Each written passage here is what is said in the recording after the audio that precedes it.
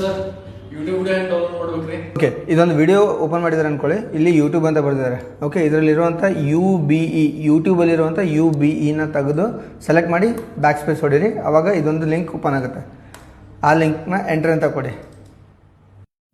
Next ಈ ಪೇಜಿಗೆ ಬರುತ್ತೆ. ಇದು ಬಂದಮೇಲೆ ನೀವು MP4 ಸೆಲೆಕ್ಟ್ ಮಾಡ್ಕೊಳ್ಳಿ. ಸೆಲೆಕ್ಟ್ ಮಾಡ್ಕೊಂಡು ಇಲ್ಲಿ ಬೆಸ್ಟ್ ಅವೈಲೇಬಲ್ ಅಂತ ಒಂದು ಆಪ್ಷನ್ ಇದೆ, ಇದ್ರ ಮೇಲೆ ಕ್ಲಿಕ್ ಮಾಡಿ. ಕ್ಲಿಕ್ ಮಾಡಿ go to the video page ಅಂತ ಇದೆ, ಇದ್ರ ಮೇಲೆ ಕ್ಲಿಕ್ ಮಾಡಿ.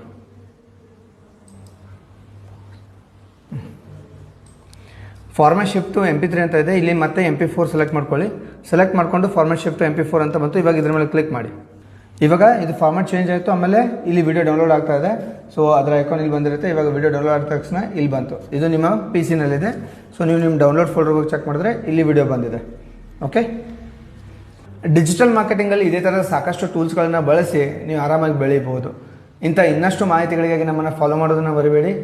ಈ ಮಾಹಿತಿಯಿಂದ ನಿಮಗೆ ಸಹಾಯ ಆಗಿದೆ ಅಂತ ಅನಿಸಿದರೆ ಇದಕ್ಕೊಂದು ಲೈಕ್ ಮಾಡಿ ಮತ್ತು ಶೇರ್ ಮಾಡೋದನ್ನು ಮರಿಬೇಡಿ.